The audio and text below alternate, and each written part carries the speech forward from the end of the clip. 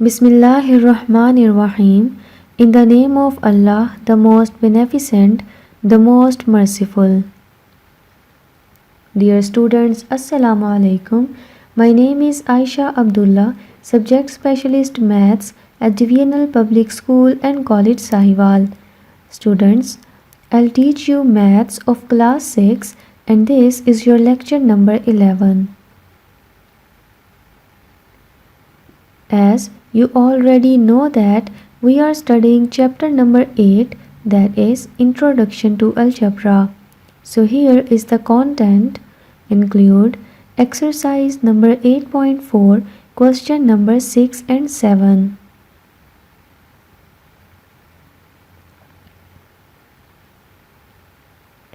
By the end of this topic, you will be able to add and subtract given algebraic expressions.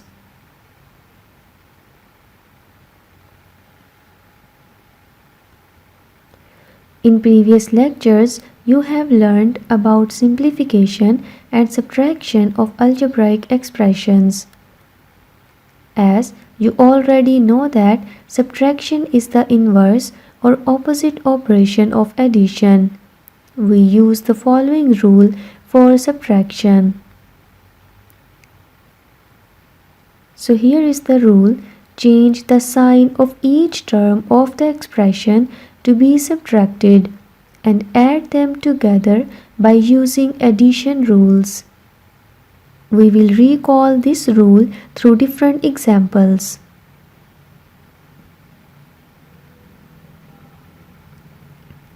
(3x plus 2y and 2x minus y are the two algebraic expressions, and we want to subtract 2x minus y from 3x plus 2y. So there are two ways or method for subtracting the algebraic expressions. The first one is row-wise subtraction and the second one is column-wise subtraction. In row-wise subtraction, we will write the expressions in one row with the expression to be subtracted in a bracket with assigning negative sign to it. So here you can see that firstly we will write the expression 3x plus 2y and then we will write the expression 2x minus y within bracket that we want to subtract. So we assign negative sign to it. Students will solve it further after understanding a rule. This is the rule that governs how to multiply integers. If the signs of the two numbers are the same, the product is always a positive number. So here you can see that. And if the signs of the two numbers are different, the product is always a negative number. Also here you can see. Now we have to remove these brackets. So by removing bracket, the expression 3x plus 2y will remain same.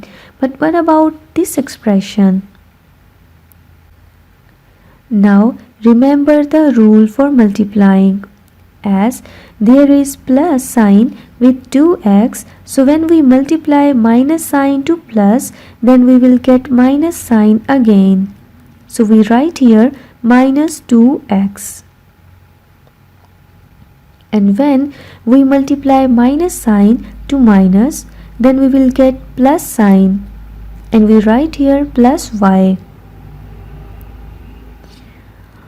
Here, in this way, you can observe that we removed the bracket by changing the sign of each term kept in the bracket.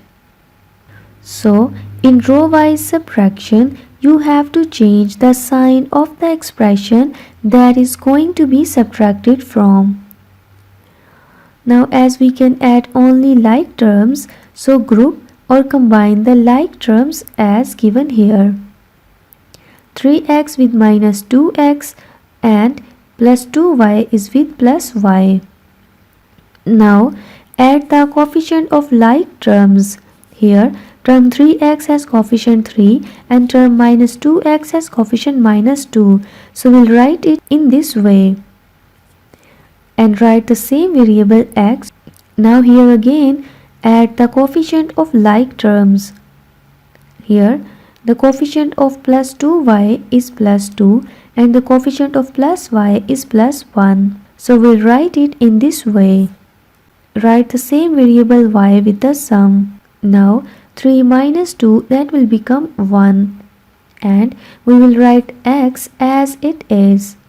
Also 2 plus 1, that will become 3 and we'll write y as it is in this way. Now you can see that variables without a number next to them actually have a coefficient of 1. So it seems unnecessary to write 1 here. So we write only x instead of 1x. So the next one is column-wise subtraction. For this method, firstly arrange the terms of the given expressions in the same order as I did. Now write the given expressions in 2 rows in such a way that the like terms occur one below the other, keeping the expression to be subtracted in the second row. Now change the sign of each term in the lower row from plus to minus and from minus to plus. Now with new signs of the terms of lower row, add them together column wise. So here you can see that 3 minus 2, that will become 1 and we will write x as it is. And here again plus 2 plus 1, that will become plus 3 and we will write y as it is. So here is the answer.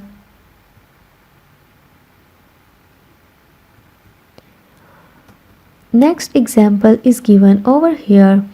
If capital A is equal to A plus B plus C and capital B is equal to A minus B plus C and capital C is equal to A plus B minus C, then we have to find A plus B minus C. In solution, as you can see, capital A is equal to A plus B plus C. So we put A plus B plus C here within bracket instead of A. After that, put the given sign as it is here. Now do the same procedure with B and C, or put expression of capital B and capital C here with the given signs. Now we have to remove the brackets. By removing brackets, these expressions will remain as it is because there is positive sign between them. But what about this expression? For this, we remove the bracket and change the signs of the expression that is going to be subtracted.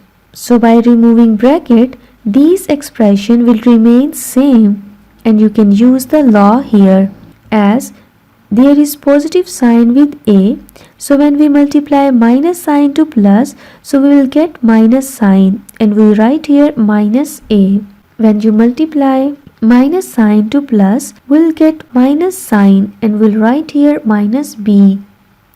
And here in this case, when you multiply minus sign with minus, you will get plus sign. So we'll write here plus C. As we can add only like terms, so combine the like terms as. Add their coefficient and write the same variable with the sum. Here, coefficient of A is 1. And coefficient of this term is minus 1. So firstly we will add the coefficients of like terms in this way and we will write the variable as it is. Similar is the case with these like terms. Now as you know that plus 1 and minus 1 will cancel out and we are left with 1A, or we can just write A.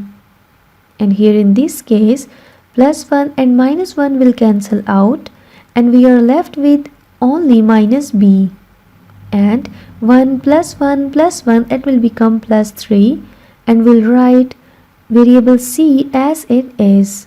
So here is the answer.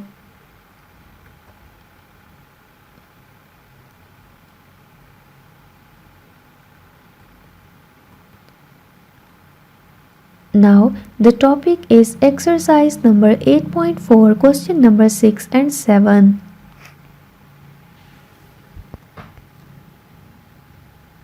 Question number 6 is given over here, that is, what must be added to x square plus xy plus y square plus 1 to get x raised to the power 3 plus 3. To solve this question, firstly we'll understand it through example. Here 5 plus p is equal to 8.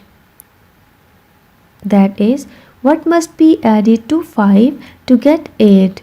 Let p be added to 5 to get 8.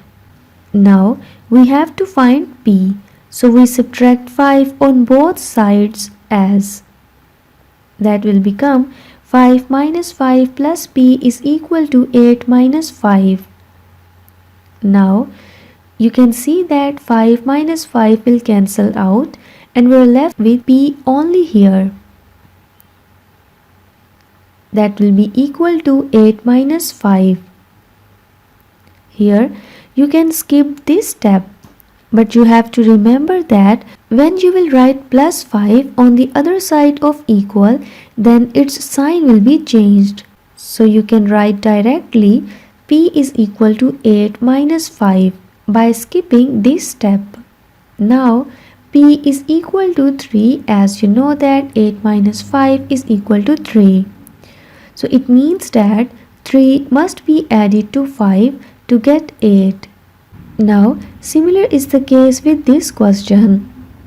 In solution, let q be added to x square plus xy plus y square plus 1 to get x raised to the power 3 plus 3.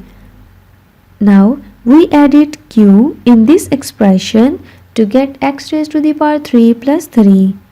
So for this, we'll take this expression on the other side of equal, assigning minus sign to it as. Now in this step, you can see that we have to use this rule again. When we multiply minus sign with this plus sign, then we will get minus sign again. So we write here minus x square as. Now again multiply minus sign with this plus sign. In this way we'll get minus sign here. So firstly we'll arrange the like terms as, and these are the unlike terms.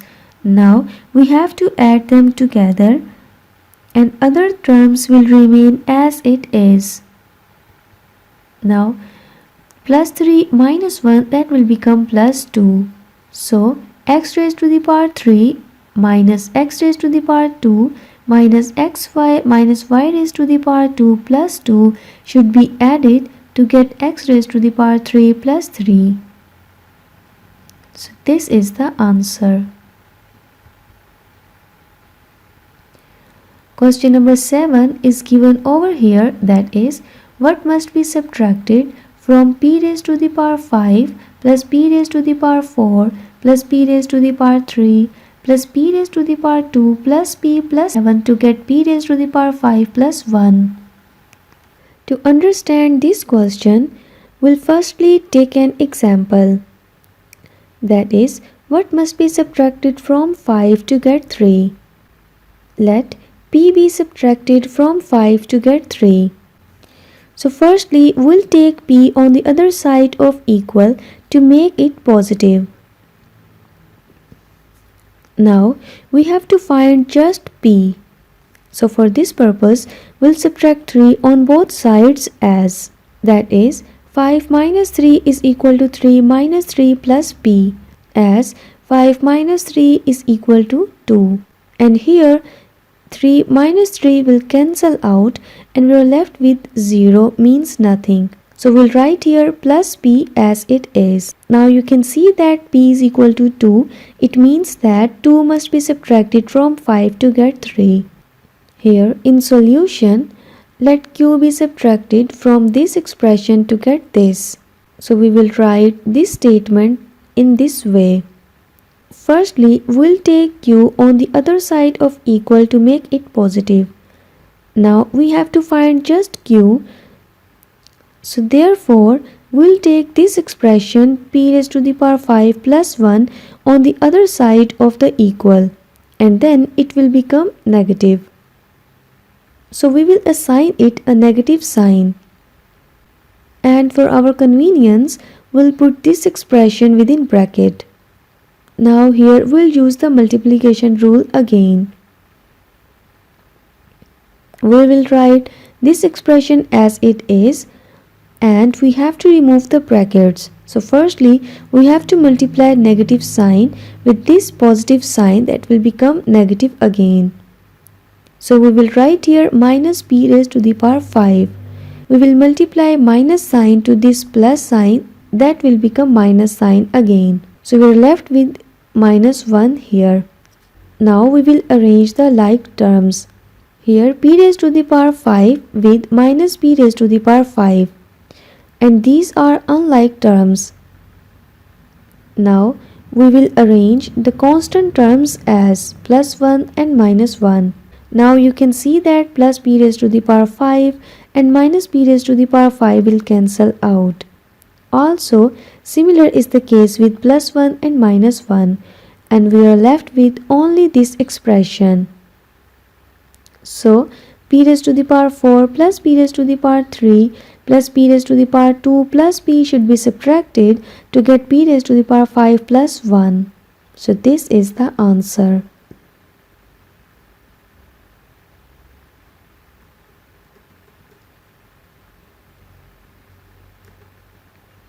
So here is an assignment for you. You have to do practice of question number 6 and 7 again. Thank you so much for watching the video.